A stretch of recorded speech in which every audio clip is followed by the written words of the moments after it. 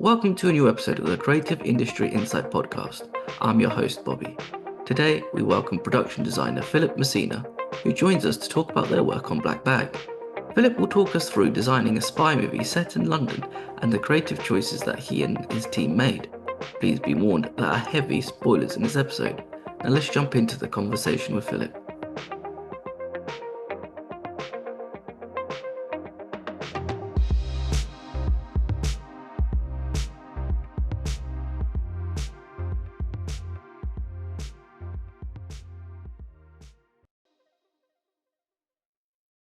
Hi Phil, thank you for joining me today. Thank you, Robert. I'm happy to be here.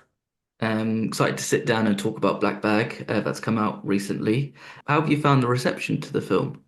The reviews have been phenomenal. It actually has become, I believe, if not my highest, one of my highest rated films on Rotten Tomatoes, which is, the metric by which all things are judged successful or unsuccessful these days. But the critics really loved it. The box office has been decent, but I think that's more reflection of kind of where cinema going is these days, vis-a-vis streaming. So yeah, I'm actually, aside from all of that, I'm very proud of that of the film. Even if it had gotten awful reviews, I would still be proud of it. I think it's a very tight script. The dialogue is phenomenal. It's sort of not what you necessarily think when you're going in, to a typical kind of spy movie. It has its own voice and its own tone, and it kind of harkens back to 1960s films and Jean le Carré and that kind of stuff. So it's fun. And we had a, I don't know, 20-page dinner table scene to film, which I think for me was a record. Um, but yeah, very proud of it. So it's exactly like I feel like Michael Fassbender is like the modern day George Smiley.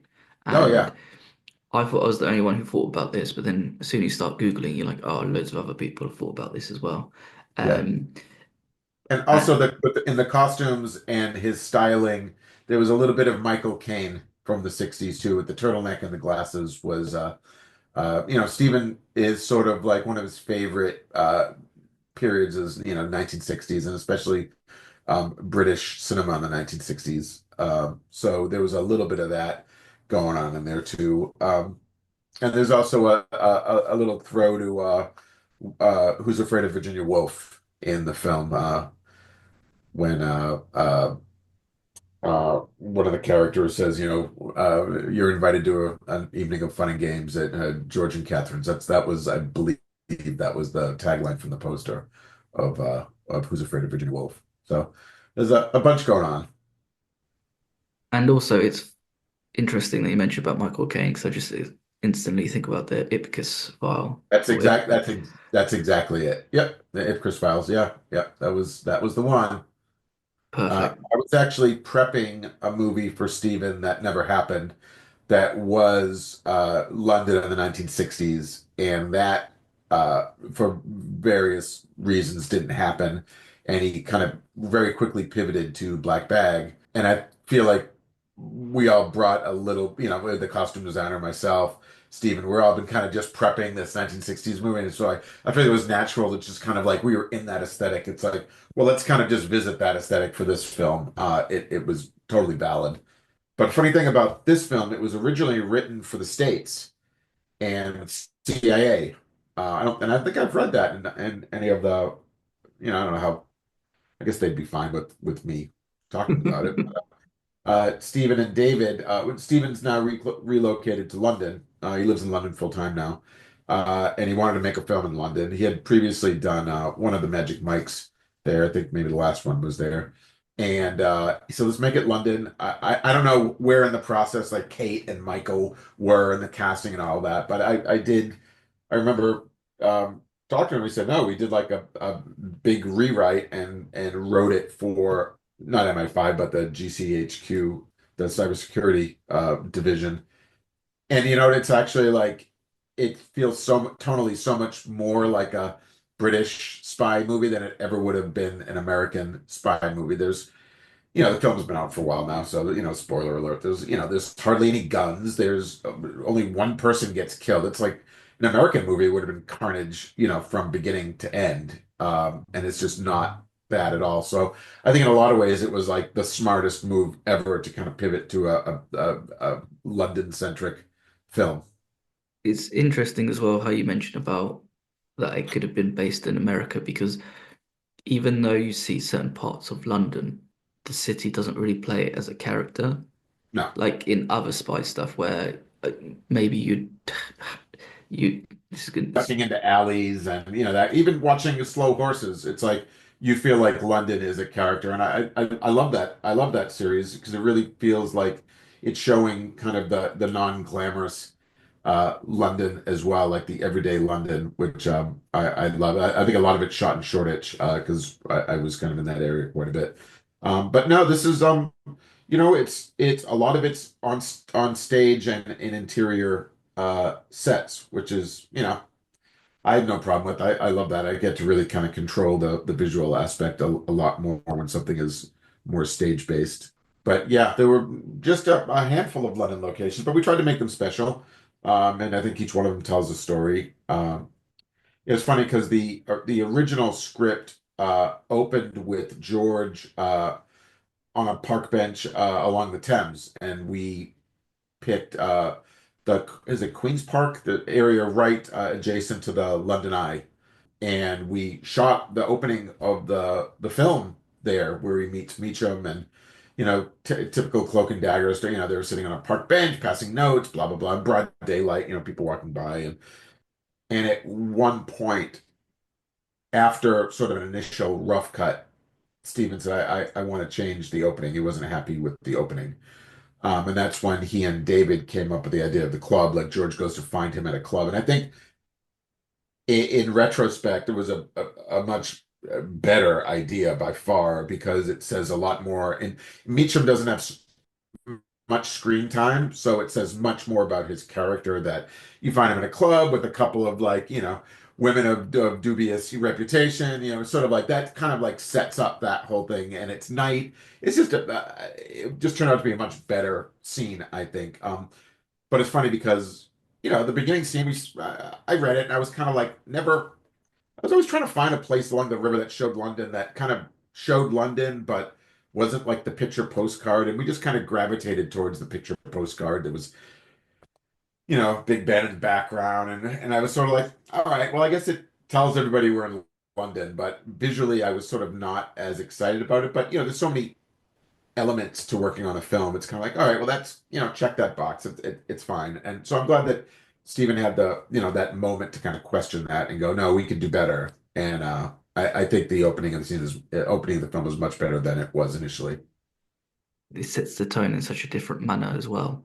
Yes. Because, as you said, if you just had them sitting on a park bench, I'd feel like. This is somebody else had mentioned this on like a review that the opening felt like a Michael Mann film, that you're just sort of following this guy into this world, Yeah. and literally you have no idea what's going on.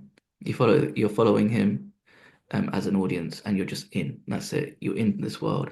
There's Yep. no slow build up. Yep. There's no nothing. It's just there. You're smack back bang in the middle of it. Yep. Yeah. No, and in retrospect, it feels much more like Steven's style of filmmaking too. Yeah. No, I was, that's he shoots and edits his own films as well as directs, obviously. And on a more traditionally structured film, you have viewpoints of not, a handful of creative people. Like your cinematographer will, in theory, bring something that, a specialization that the director doesn't necessarily possess or just augments. It's like everybody's kind of augmenting this vision. And the editor as well takes footage, and a lot of them start assembling it while we're shooting, and they don't have a lot of discussions with the director, but they can see, they can kind of infer from the footage they're getting kind of where things are going, and they kind of take their own pass at it. But Stephen being the cinematographer, the director, the editor, it's sort of like there's a lot of responsibility on him, and not a lot of for better or for worse, there's not a lot of other voices coming in. I mean, myself and the costume designer are really the only other kind of head creative people there. So it's just like it just makes me so much more impressed with him when he kind of like can craft a film like this kind of by himself. It's kind of amazing. So and he and I have worked together. I think I've done 13 or 14 films with him, and he always keeps it fresh. I never feel like we're getting formulaic at all. And I'm very happy that after, a lot of kind of smaller films that he's done and he's worked on some series and stuff that we could do sort of like a splashy kind of Hollywood type of film, like technically kind of very precise, and it was fun. It was a lot of fun to do.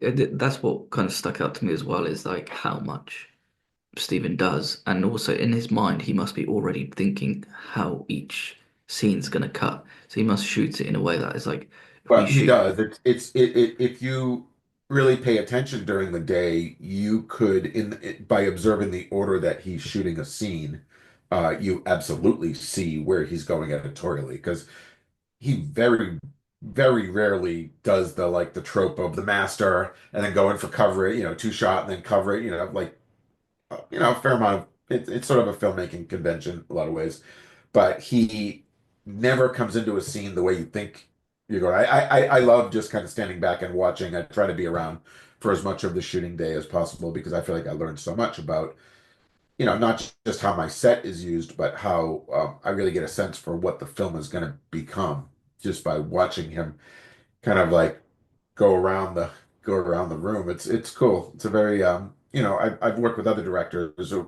very talented directors. Steven's definitely got a very unique voice, and when it look, no one has 100% track record. I don't, no director does. So when you kind of all the pieces really come together, it's super satisfying. yeah, and I think working on films, it's a difficult medium. As you said, no one gets like 100% correct.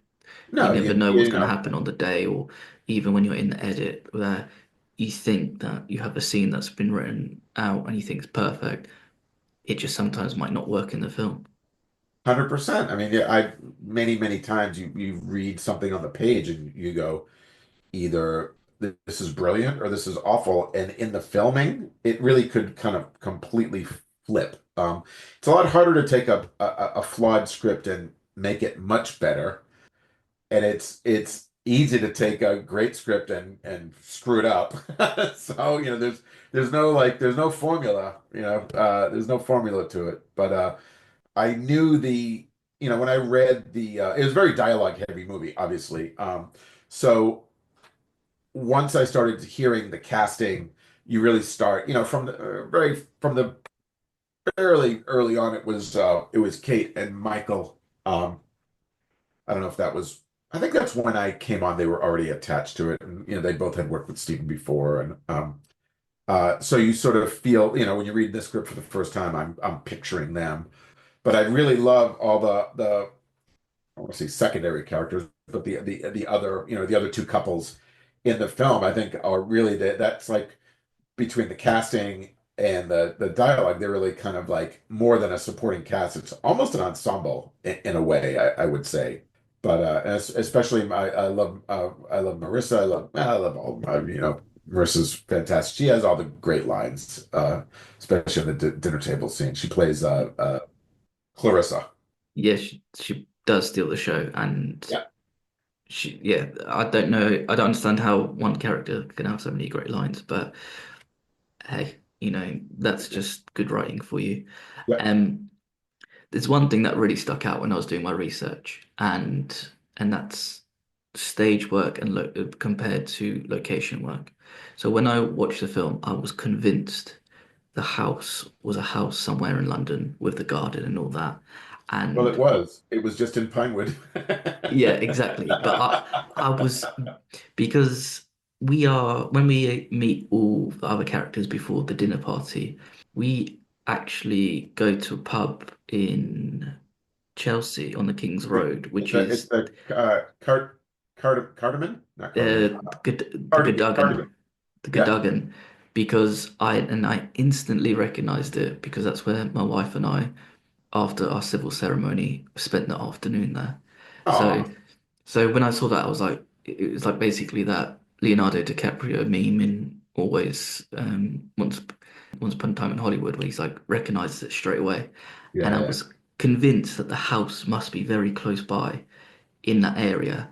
And then when I saw like pictures from Pinewood had posted on LinkedIn, I was like, damn, that was I was convinced that it was real, and Well, I mean, but that's that's how very. good the design Oh, is. that's a wonderful compliment because look, an American coming in, it was on my mind. It's like I don't want to come in and have people kind of go, well, it feels like an American take on a London, a Georgian townhouse. It was, I pride myself on doing my research.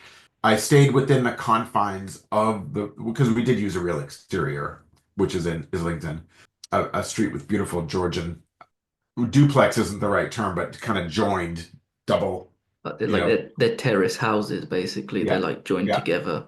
yeah. Um, And I always knew that from the beginning, I wanted it to be a Georgian home, because they started scouting when I was still in America. I was starting to lay out the set, and I was talking to location manager, and I knew I wanted it to be a Georgian home. And I knew I wanted it to be on a street of like homes because I felt like, do you ever really know kind of what your neighbors are up to? I didn't want it to be a detached home, something set apart. I wanted to be right in the city, right in plain sight, right on the street, nothing to hide. But then once you get inside, there's sort of like there's layers to it. And when you first go inside, it kind of the front living room and the staircase look like a very kind of, tasteful but traditional Georgian home. But then you start moving into the dining room and then of course into the kitchen. I started breaking down the traditional architecture and really started adding in more modern elements that I thought to me just felt like that their characters, and a lot of I had done research, like I said, and a lot of historic houses. The kitchens were never that big, so a lot of people have done like renovations where they put in modern kitchens in the back, and I just wanted the by the time you got to the back of the house and the kitchen, I wanted it to be almost like you've taken this journey through the house to get from A to Z, and I wanted it to be something surprising and unexpected, but not purely for that sake. It still had to work visually, and I'm proud of that. I had a lot of people come by and visit the set, and they're like, "Wow, you nailed it!" And it's funny. A number of years, not too many years ago, I did a movie with Matt Damon in Marseille, France, called Stillwater, and it was not a very big film. A friend of mine, Tom McCarthy, directed it, and I remember when I first talked to him, he said, "Look, I want this to be have like a real. I don't want this to look like an American film." And he said, I had already done one movie with them, and he said, at first he was like, I was kind of like wondering whether I should just use a French designer. And we talked, and then by the end of the conversation, I had sort of not convinced him. He was sort of like, he wanted me to do it, but he had his kind of reservations. And then after we finished the film, he screened it he was in Paris and he screened it for some people. And someone came up to him that he really took seriously. I don't remember who it was. And they're like, that it feels like you had a French production designer on that film that did not look like an American film. And I thought, yeah, that's kind of our job to be these chameleons. And, I don't, I pride myself on not having a style that is sort of instantly recognizable. I really try to let the material kind of guide where I'm going visually and not, I can impose my ideas, but I never want to impose a preconceived style onto a film. I don't want people to know it's me until they see the credits. And usually with Stevens films, the credits are at the end. So you get to kind of take it all in first and then kind of see who did it. But I had a friend of mine, an art director that I worked with, text me the other day, and he said, "Oh, I'm watching Black Bag." Or I've seen. It was kind of weird because I didn't quite know where he was, but he's something about saw Black Bag. It's so beautiful. I had to Google who designed it, and he said, "Oh, it was you." And I said, "Well, yeah, my name's in the credits at the end." He said, "No, I'm still in the." He's texting me. I'm still in the movie, and I'm like, "Well, stop texting and watch the film." But he had this whole thing like where he had to kind of reach out in the middle of the film, which I thought, yeah, you should be more engaged in the film. So I literally said like, "Stop texting and get back to the movie." But it was very, I feel kind of very modestly kind of proud of how the film's being received, just the visual style of it, because look, it's a it could have just been something that didn't really get anybody's attention, and it would have been probably still would have been a very good movie. So I'm happy when I can take a swing and get it, get a hit, and the film actually is still doing well. It's not at anybody else's expense, and I really feel like on this one we all kind of work to the same goal, under Steven. So it was yeah, it was a great experience. So with the housing design, it's quite Yep. interesting to hear about how didn't want to. The house could have been somewhere in London, but it would have been maybe behind gates and hidden away. And Yep. as you said, Oh, I mean, having there was no description in the script of where it was just like, I think like an upscale home in London. I think was the slug line of it. So yeah, you literally have, that's the thing people don't realize when you get a script for myself and the costume designer especially, is we are taking words and starting to kind of put pictures behind them. And sometimes there's description which is helpful, sometimes it's not helpful, sometimes I agree with it. Sometimes I actually don't agree. I'm talking about like just the description of places and sets and stuff like that. And I'll try to do better. But it's at the beginning, it could be anything. So it's really about editing down the choices to start kind of crafting something that fits. There could have been 15 different directions to go for that house. And the one I picked, I feel like was the correct one. Could there be another one? Sure, but that would be a different designer. So But isn't that like quite interesting as well, knowing that you kind of have a blank canvas of how you want your house to yeah. be, and Yep. then sort of work back from there, or maybe work forward because you Yep. know what you want to settle for. Um, Yes. Well, with this one especially, I started with when I was designing. So from the very beginning, we talked about building the living room because it wasn't a very big budget film. I mean, the dining room because of all the scenes and it's night and being in a home, all that kind of stuff. Especially in some of the neighborhoods we wanted to be in, there's restrictions on how much you can film without really pissing off the neighbors and all that kind of stuff. So it's like, okay, well, yeah, the dinner table scene will definitely build the dining room. And then as I started getting into it, I was like, well, I don't want a dining room that's, one way in, one way out, and maybe some windows and just like a normal room. Well, I want to be able to see into the kitchen. And so all of a sudden the set started getting a little bit bigger into and I want to see, and then the other way, I want to see the living room. I knew the dining room, I didn't want to put it on the street and I didn't want to put it off the backyard. I felt like it needed to be interior because of what was going to happen in there. That the characters, George and Catherine, would be way too careful to kind of stage all these hijinks with any kind of tinge of like someone being able to see what they were doing. So I knew that I wanted, so I put that kind of restriction on myself. But then I was able to open it up with views, and then I put that kind of that tree in the glass box that a lot of people have sort of commented on, and so I had like layers of that. I know Stephen loved playing with the reflections off it and the reflection of the light, and so it was like how to get kind of privacy but expanse in the same set. And so I literally started like designing the set on the four axes, four directions. One had the mural kind of behind George, which really was in my mind kind of representative of when George he goes from his very sterile kind of black and white office and then goes out to the country to like you and I were just chatting about sort of his place to kind of think and be alone and get out of the city. And so I thought, oh, I love the idea of this mural. And in my mind it was kind of like, well, maybe the mural was with the older part of the house and they maybe unearthed it. We aged a little bit and you can't really see too much of it. It reads pretty well,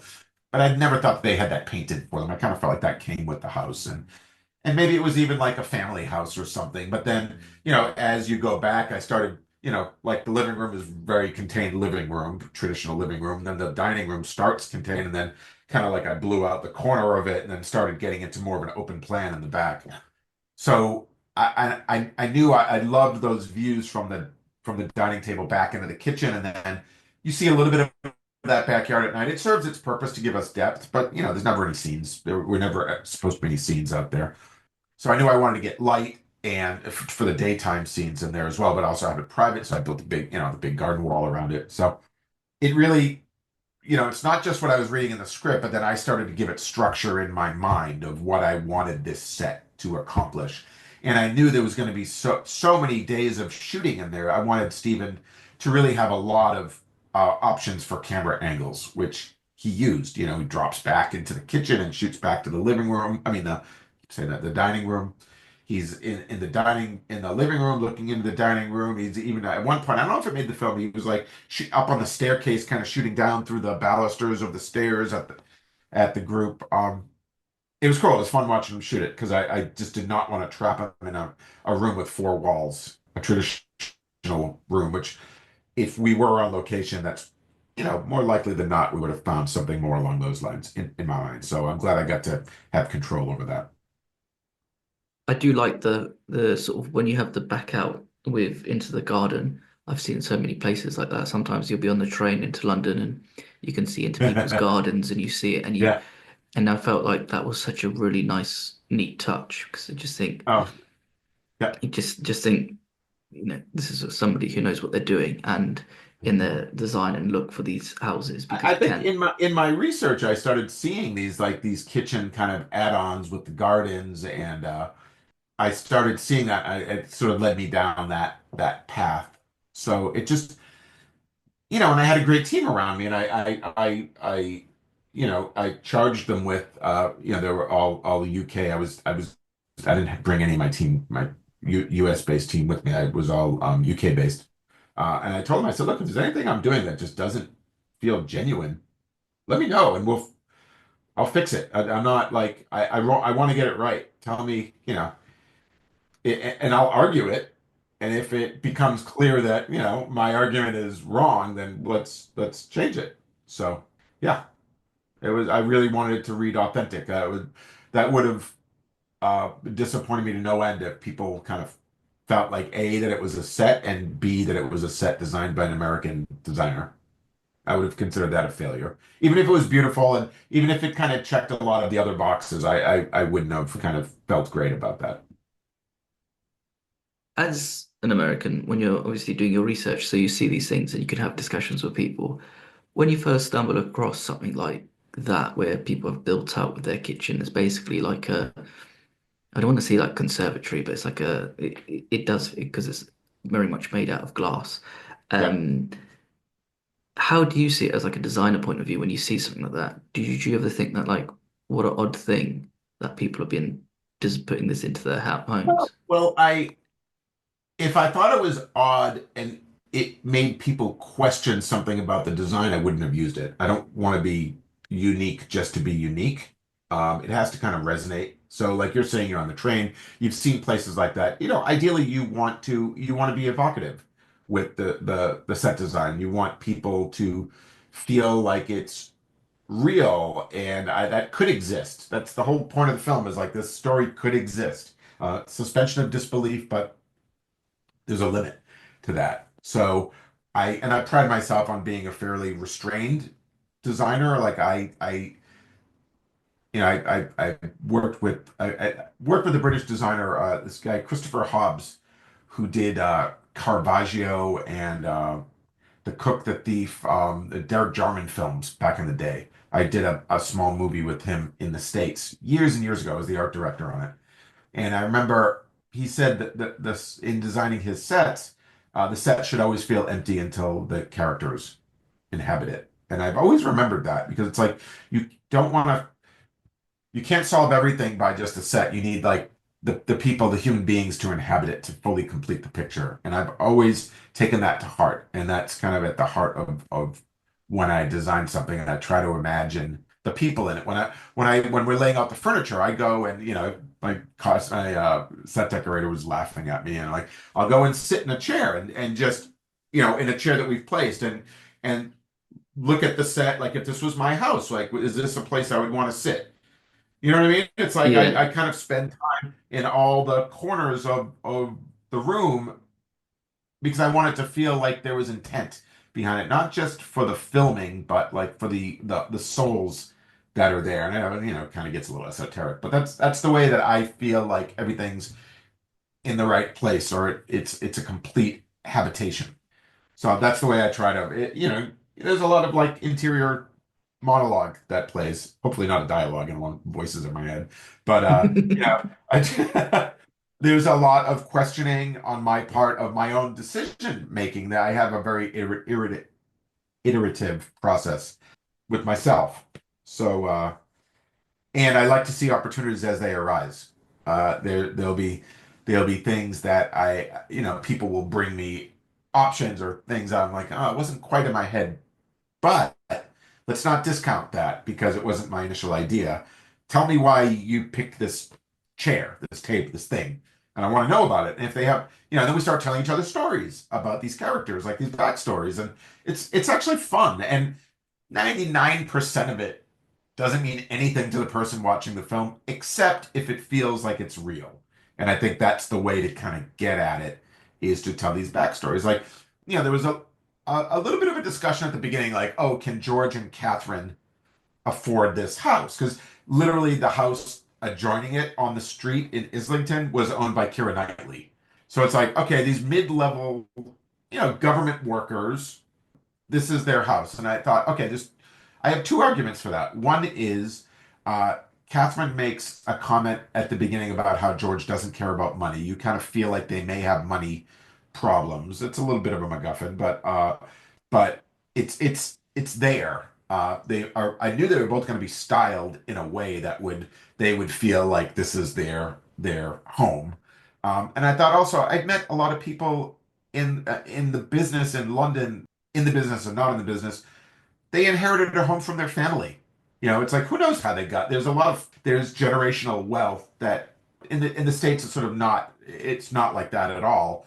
But they could have inherited this place. So there's a couple ways in, and then I will always, love Kate Blanchett for many reasons, but one reason is her ad-libbed line when she's ushering the guests in for the first time, and I think Naomi Harris says, "Oh, what a beautiful home," and she says, "Oh, the wonders of not having children," or something. She throws this like totally. That's an ad-libbed line, and I was like, you know what? She just sold the whole place. I thank you. So uh, that was my long-winded line of reasoning for that. Yeah, so what's really interesting from the answer about the house, because there's so many different things to sort of take into consideration. I guess one of them is yeah, can they afford living here? What's their backstory? And I guess as somebody's home, it's like their personality because of how their house is decorated, the colors that they use, if they can decorate it in a certain way or they don't, especially with the line about the kids, like, oh, that's the good thing about not having kids. They're not going to mess up the house from a Sure. certain age. Right. Because Well, I actually took that to mean that kids are expensive. So when you don't have children, you have more money to kind of live your lifestyle. That's the way I interpret it. But yeah, and there's no mess, obviously. It's like, George is presented as a very particular person. He's like cleaning up. Catherine's picking up her clothes, the little spot of sauce all that was scripted. A little spot of sauce that he gets on him. He goes, has to change his shirt. He's a very, beyond fastidious, almost an anal kind of personality that way. So I knew that the presentational part of the house, which would be the ground floor, needed to kind of be everything in its place and very like give nothing away. It's when you get up in the bedroom and Kate, and you see a little bit of it. Her like clothes are everywhere when she's getting dressed, and even her vanity when she has all her stuff. She actually dressed it herself. She said, "Just I want the thing." She actually brought some of her products with her, and she kind of like laid it out, tissues, and we could have done that obviously, but she wanted to kind of personalize it herself. So she was the one that's a little bit more of a whirlwind, and George's kind of comes behind and kind of picks up all the pieces, which, obviously plays into the storyline as well. and there's another point, sorry, that you made from previous previous part is about when sitting down and is this the seat that somebody would be sitting in? Would this be the right place? Because I know I heard Mike Lee, the director, he would get actors to do walkthrough of where they are, so that if they open the drawer, they know that there'll be cutlery in that drawer, or it will be the Sure. pen that they're looking for. Yeah. Yeah. And yeah, that's something that's always like sort of plays my Steven mind. is very much sort of organic in his blocking with the actors as well. A lot of times actors will come to the set and they'll be like, "Where do you want us?" And he'll say, "Well, what feels comfortable." So he will find the camera angle based on the actors being in a position that they want to be in on the set, which sometimes sometimes you get to a set and the director says, "Okay, I need you on your mark," is there. Maybe they've rehearsed it and they've done a blocking rehearsal.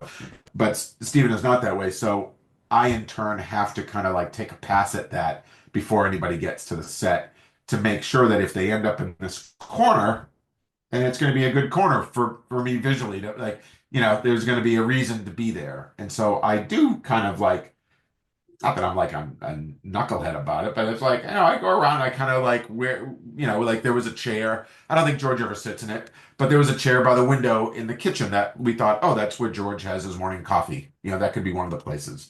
He ended up being at the island, which was fine. I kind of knew that was sort of going to be the case there, but things that like if I were George, where would I be in this house? Because you got to kind of try to anticipate those things when Steven can, let them go wherever they want. Like the entire kitchen was dressed. Every drawer was dressed. All the cabinetry was dressed. We had a real cabinet maker. I designed the kitchen, but then they built it. So it wasn't usually when on a film, I'll design a kitchen, I'll pick two or three, the term practical, right? Two or three like drawers, cabinets that are practical. So if the actor wants to go here, there'll be some business to do on this side. There'll be something here, try to spread out, but you basically make it all fixed fronts, not like everything opens. Well, my decorator, Anna Lynch Robinson, who was amazing, she said, I have this cabinet company. They want to build the kitchen and they'll make it all practical. And I'm like, wow, that's a little bit more work for you to dress everything. And not everything is like completely detailed because you want to see where the actors go, and then you can kind of pull it together on the day. But no, literally the whole kitchen worked. The refrigerator worked. The stove obviously was rigged with propane because he's cooking. And like the one note I'd gotten from Michael Fassbender was he really loved Gaggenau appliances, and so I got that note at the very beginning, and I'm like, okay, and I was familiar with it, but I looked at one of the lines, and I was like, oh, that's fits right in line with what I'm trying to do. So yeah, everything worked. And what I loved about the Gaggenau stove is that it's not the most practical thing in the world, but for us, it was perfect. It has that little vent that raises up on the back that instead of, so you don't need a vent hood. And it was really about not having a vent hood just to kind of ruin the lines there. So I actually really loved what that did. When we were looking for a stove years ago, we looked at that and it's getting into the weeds. If you have a really tall pot, that thing doesn't like have enough power to like suck it all down. So it's sort of not, it's for a certain type of cooking. But so stuff like that. The wine fridge we got from Gaggenau. We got a microwave. There was a time on set where they were sitting at they was doing a little table read. Kate and Michael and all the other actors were there with Steven. And Kate's coffee had gone cold, and she's like, "Oh, I wish my coffee was hot." And I said, "Give it to me." And I put it in the microwave, and I heated up her coffee like on the set in George's kitchen, which she laughed. She thought that was hysterical. So it's like just stupid little fun stuff like that. So going from your answer as well, it's the way that people is so when you get notes from actors, because sometimes Yeah, I guess sometimes they might not step foot onto the set until that moment. But I yeah, have a feeling with like Steven's films, they're very, very open with collaboration.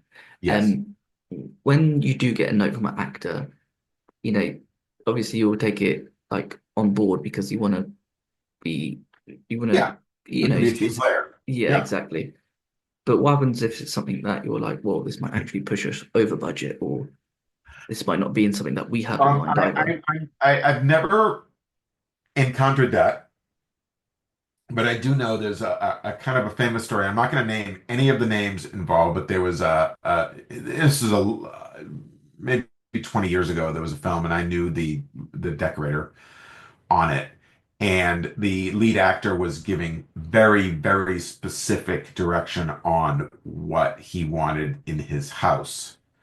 And what ended up happening is he was building a lodge or a cabin in Wyoming and was basically shopping for his vacation house on the set and having the decorator, and it was sort of like one of those. And until I get to that position, I don't know how I would react to it. I try to make everybody happy.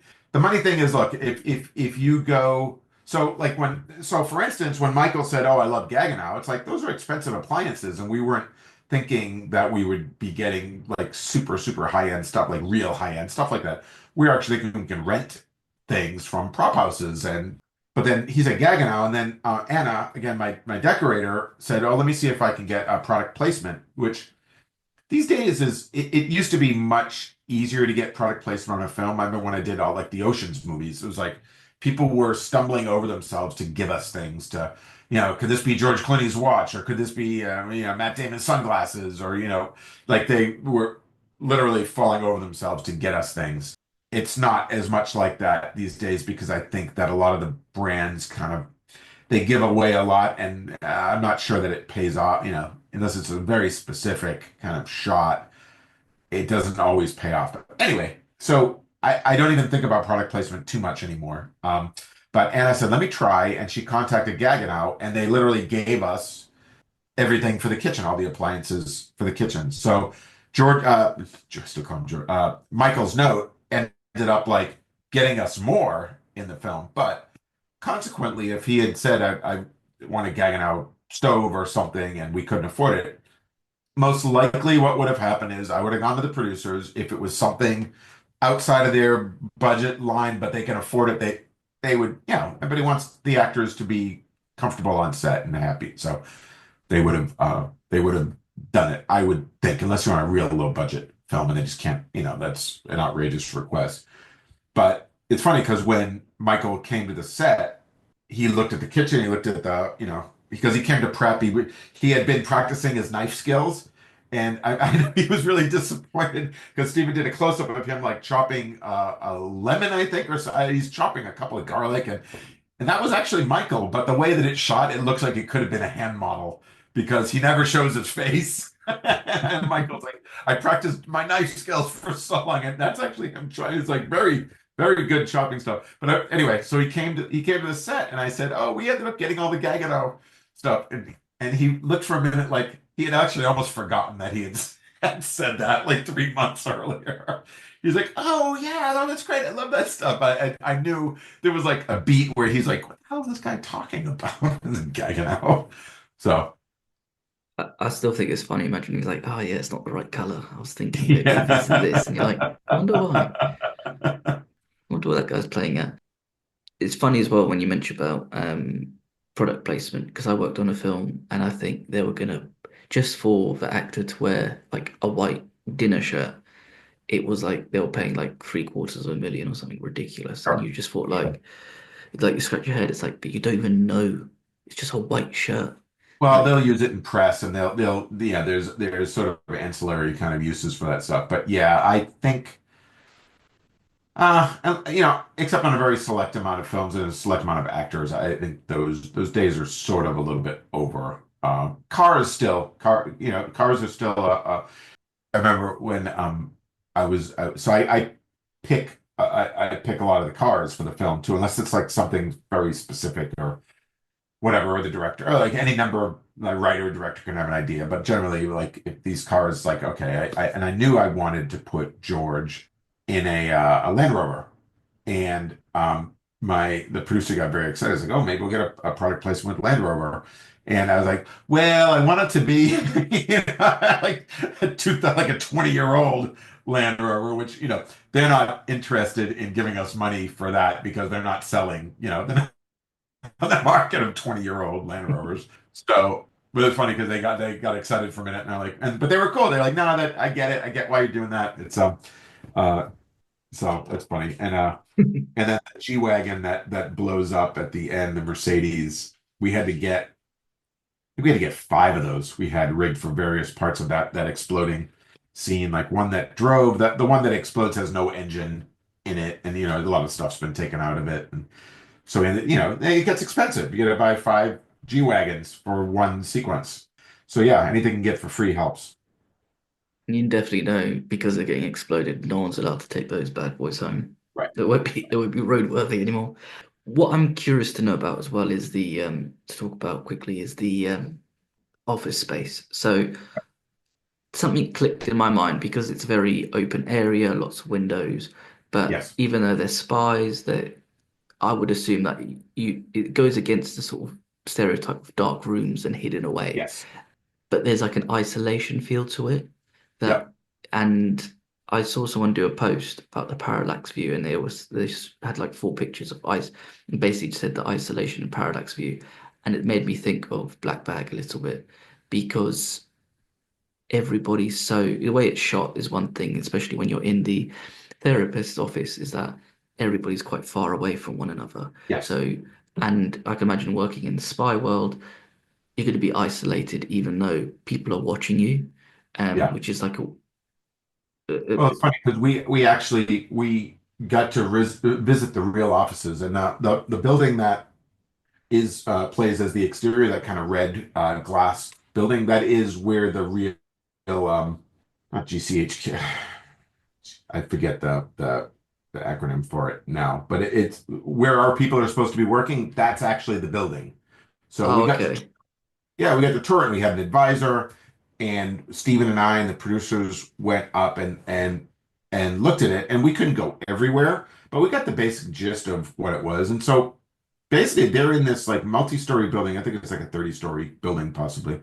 And those offices are only two floors of the building. So there's like an investment company on another floor. There's, a real estate company, it's basically rented out to all different people. And these people only have like two floors of it.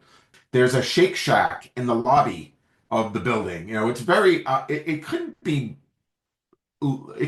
less of a spy trope, if like the opposite of slow horses, where they go the alley and the indescript door that they have to kind of bang open, and no one, it's all just very nondescript. This was very kind of open, and we saw beautiful views of the skyline, and that actually set Stephen and I were like, well, that's what we should do with ours. Even the observation room, I think you see when George walks in, there's windows there. But in scouting, so those were all shot in real buildings, but they were empty floors. I built everything into it. It was literally just a gutted floors. And even in one of them, you could see the ceiling was kind of open, and you see the pipes and all the. It was meant to have when a tenant does rent that place, they'll most likely put a ceiling in there. But I actually liked all the texture of it, so I left it the way it was. So anyway, so I in scouting those buildings, there were two of them. One was black and one was white, and that wasn't my original idea, but I kind of loved that world is kind of like shades of black. Like George's floor is very dark, and then he goes up to the conference floor where he finds Catherine to get his card key back, and that's a different building altogether. That's all white, and that's actually I don't know if you're into architecture at all. The architect Norman Foster did an addition onto a building in London, and that's I didn't know it at the time. I did a little research after the location manager showed me, and it was a beautiful floor. It's big, white, open. So anyway, so visiting the real place kind of set us on a path of, well, let's play it a little bit differently. The one mandate was we didn't want any other buildings too close, where you're looking at, and actually the black building had a whole side of it that was butted up with like apartment buildings, and we just didn't use that side. We used the side for Zoe's office, and Stephen kind of features the street. It's a distant, it's a distant view onto the city. So I thought, having, you could say, well, there's reflective film on the, and then the establishing shot, you see it's like these red kind of mirrored windows. You don't know what's going on back there. But I think it would just be off-putting to be in these offices and see like activity that, didn't have anything to do with us a little bit too close.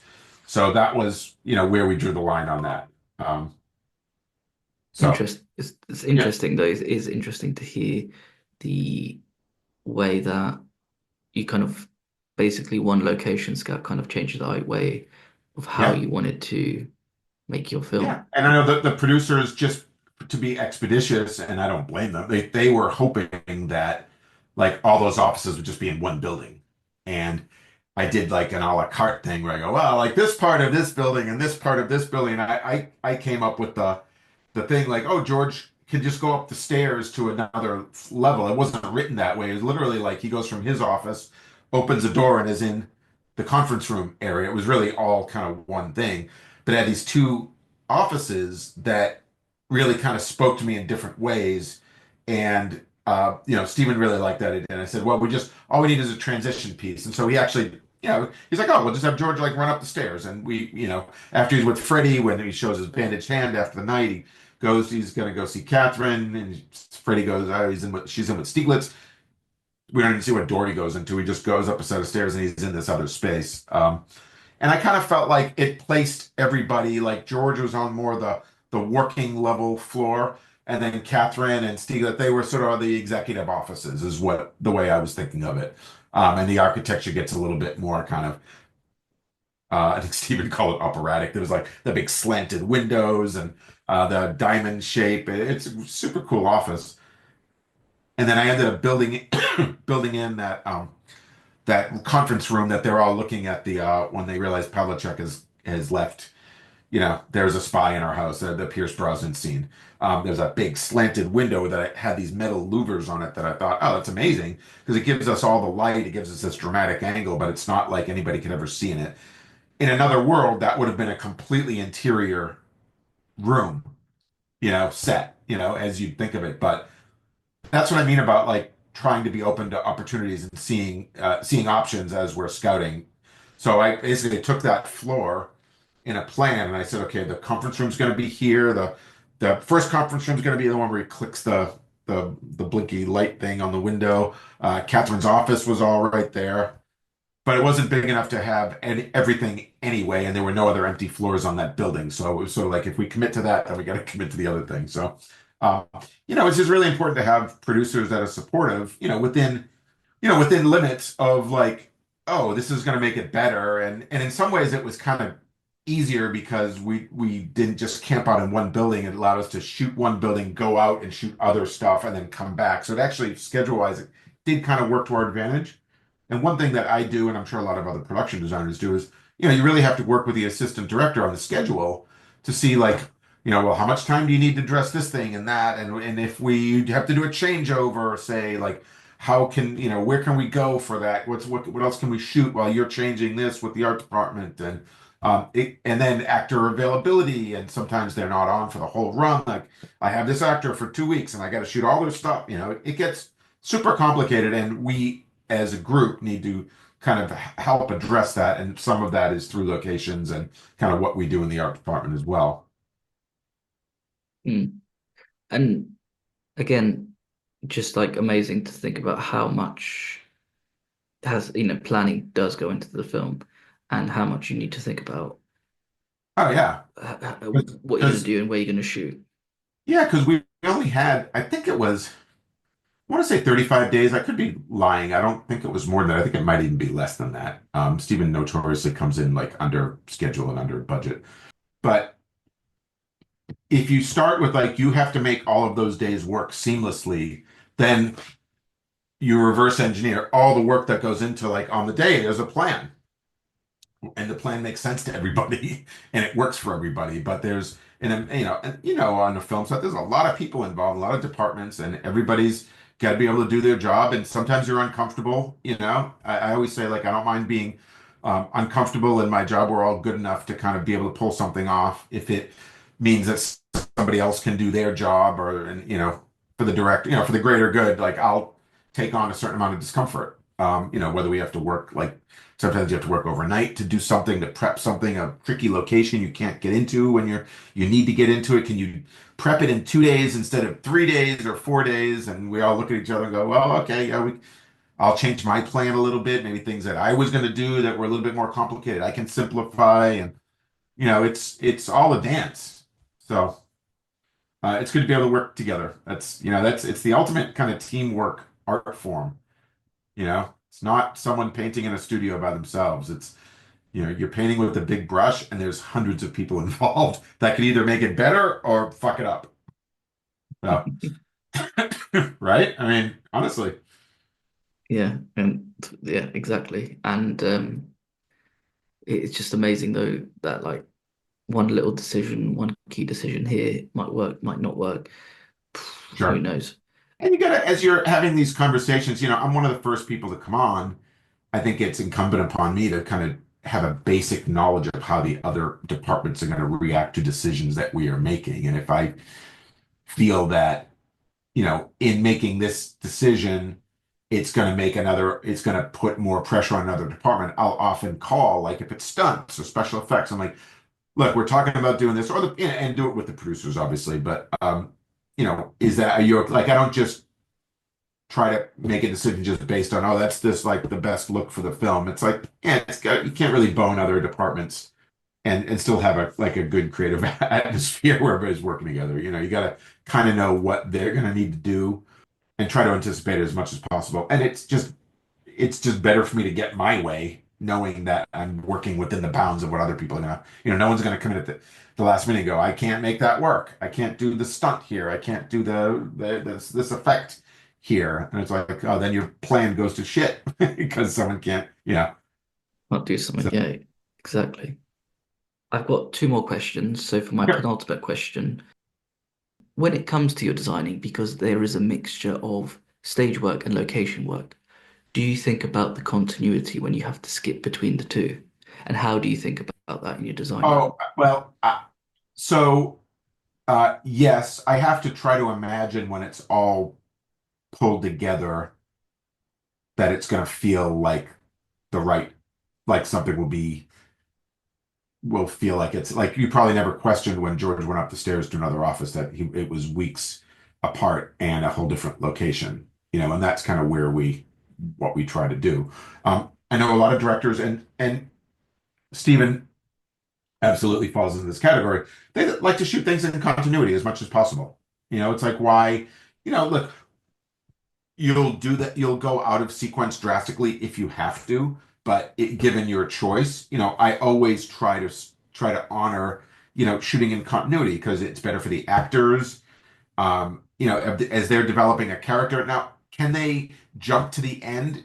Yes, if they really have to, but you don't want to put that on an actor. Like, oh, we're gonna or like the sex scene. It's their first day on set together, and you're gonna shoot like an intimate scene. You just try not to do that. It's just not, it doesn't help anybody. So there was one instance when I did the Hunger Games with the director Francis Lawrence. We were shooting Mockingjay 1 and 2 concurrent, but we were shooting in Atlanta for 100 days. We were shooting in Berlin for 30 days, and we were shooting in Paris for 20 days. So it actually went Atlanta, Paris, Berlin, but it was all kind of intermingled locations, when you see the movie, and it was also two movies. So some sets played in both films. Some we turned from one to another for the second film. Some sequences, like there was one sequence that started in it's the hot when she goes. I don't know if you've seen the film, but she goes to visit a hospital, and then they leave. That was in Atlanta, a factory in Atlanta. They leave, run down an alley, and then where they end up was a potassium plant in outside of Berlin. And she shoots down the planes, and one plane actually ends up crashing into what was the hospital. And they run back there, and we then cut to a different location because now we needed a destroyed hospital. So there were basically three locations that were separated by months. And now, look, that's an action scene. It's not the hardest thing to kind of like for an actor to kind of feel the continuity of, it's not like your kids died and now we're gonna like stop this scene and, and film it like 4 months later. It's like it's an action sequence. So, but Frances was like so up for that. It was really fun. She's like, yeah, we go jump here and it's like literally months apart and logistically complicated, to say the least. But he was up for it, and I think when the actors saw like what we were getting here, what all the locations were, that each one of them was like a just a spot on, just great big location. They get it why we're doing that. So, but that scene, I think there's even one other location stitched in there too. I have to watch it. I don't remember. But when you see it all together, it just plays as one sequence. The last thing you want to do is feel like you're jumping around and, the Yeah, it worst. just obviously films can be they're not shot in chronological order, but they're cut in that way. But Sure. it's so yeah, it's always sort of something that plays in my mind because it's like I wonder if this scene could have been day 5, this scene, the next scene day 27, Yeah. and it's like I wonder how much they need to Well, it's figure out funny. The like first the first thing we shot on Black Bag was Kate's trip to Zurich because we really went to Zurich. All the rest of the film was based in London, in and around London, and there was this one kind of outlier scene. So we we filmed that in actually pre-production. I think it was 2 days of shooting, getting off the plane, meeting Pavlicek, whatever his name is, in the square. But because that needed to be cut together, some of it plays live, but a lot of it plays on the monitor. So it had to be cut together. So for when we actually get to the scene where George is like and Clarissa are redirecting the satellite, that's already cut together in that wasn't post. That was all cut together, played on the computer in front of the actors, live. Not live, but you know what I mean. It was like, playback. Yeah, yeah, it was playback. So which I'm always in favor of. I think a lot of people now, you could always burn in screens later, do them in post, but if you can like have them up and running, a lot of times when you're in a location, you can't feed your content into if there's a big TV on the wall, it's just impossible. So you put markers on it, you do it later. But when it's possible, like that whole surveillance room, that was all live footage on the day that we had cut together and placed in the 64 squares and this and that. No. So an incredible amount of work to kind of just make this sequence that like, oh, there's some bunch of satellite stuff. That was all. We didn't shoot anything except our particular house with the thermal images walking around. Everything else was found licensed footage, and I had a great graphics team that spent a lot of times, a couple of months finding all the different topographies of all these different satellite images, getting the rights to them. Oh, it was amazing, like the amount of work that just goes into something like that. yeah, and it's just yeah, again, mental how And it's what just goes into it. wallpaper. In the end, it's just literally just wallpaper. Like none of it really needs to be a convincing wallpaper. Like this, all we care about is that our one square, the handoff thing. That's all the thing with the countdown timer. It's all you really care about in that room.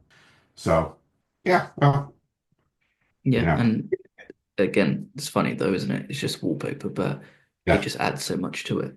And then just because I know we're going to run out of time very shortly, just hit my final question. Okay. Black Bag being a spy film and also set in a capital city, if you were ever offered another spy film, what franchise would you want to take up and where would you want it to be set? Oh, Anywhere in double the oh world. 007. 007. I'd love to do a Bond movie, right? I mean that's the crown jewel, right? And I told Reggae, who plays Snoke. God, I forget his character's name. Uh, he's the guy that gets his brains blown out in the end. Because there's been rumors that like he would be up for like the next Bond, the reboot of the Bond. It's online stuff. People, he would be great. I said if you ever get that franchise, you gotta put my name in because I would love to do a Bond movie. That was the first film I ever worked on, a Bond film. Did you really? Which Yeah, one? Spectre. Okay, cool. Cool. So yeah, maybe I could put a word in for you, no There problem. you go. Yeah, a Bond Um, movie. Philip, thank you so much for your time today. Thank you, Robert. It was a pleasure. Black Bag is streaming now online, and I think if you're lucky, you might still be able to catch it in the cinema. Go out and see Philip's and his team's work. Thank you again, Philip. Thank you, Robert. I appreciate it. You take care and bye bye. We'll do it again.